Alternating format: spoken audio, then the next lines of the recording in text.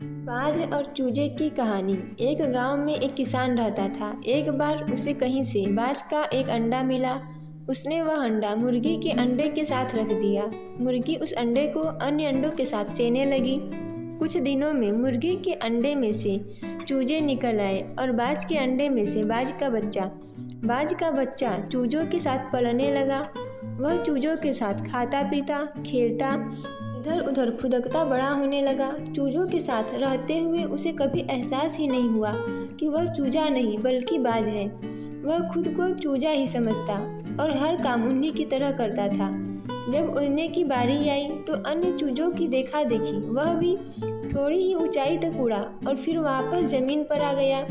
उसका भी ऊंचा उड़ने का मन करता, लेकिन जब वह सबको थोड़ी ही ऊंचाई तक उड़ता देखता तो वह भी उतनी ही ऊंचाई तक उड़ता। ज़्यादा ऊंचा उड़ने की वह कोशिश ही नहीं करता था।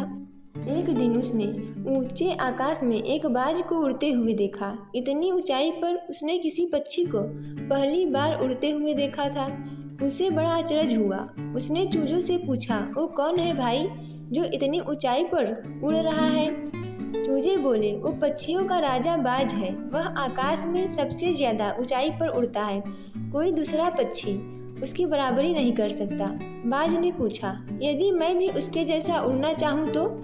चूजे बोले, कैसी बात कर रहे हो? मत भूलो तुम एक चूजे हो। चाहे कितनी भी कोशिश कर लो, बाज जितना नहीं उड़ पाओगे। इसलिए व्यर्थ में ऊंचा उड़ने के बारे में मत सोचो। जितना उड़ सकते हो उतने में ही खुश रहो। बाज ने यह बात मान ली और कभी ऊंचा उड़ने की कोशिश ही नहीं की। बाज होने के बावजूद वह पूरी जिंदगी मुर्गी के समान जीता रहा।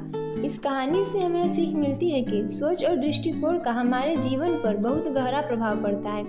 हम सभी क्षमता और संभावनाओं से परिपूर्ण हैं, चाहे हम कैसी भी परिस्थिति में क्यों न हो। हमें आवश्यकता है अपनी क्षमता पहचानने की और अपनी सोच तथा दृष्टिकोण को व्यापक बनाने की। हम स्वयं को चूजे समझेंगे तो चूजे ही बनेंगे और बाज समझेंगे तो बाज बनेंगे। खुद को कम न समझें, अपनी क्षमता को सीमित न करें, बाज बने और जीवन में ऊंची उड़ान भरें। दोस्तों, ऐसे ही वीडियो देखने के लिए हमारे चैनल को सब्सक्राइब करें, वीडियो को लाइक और शेयर करें।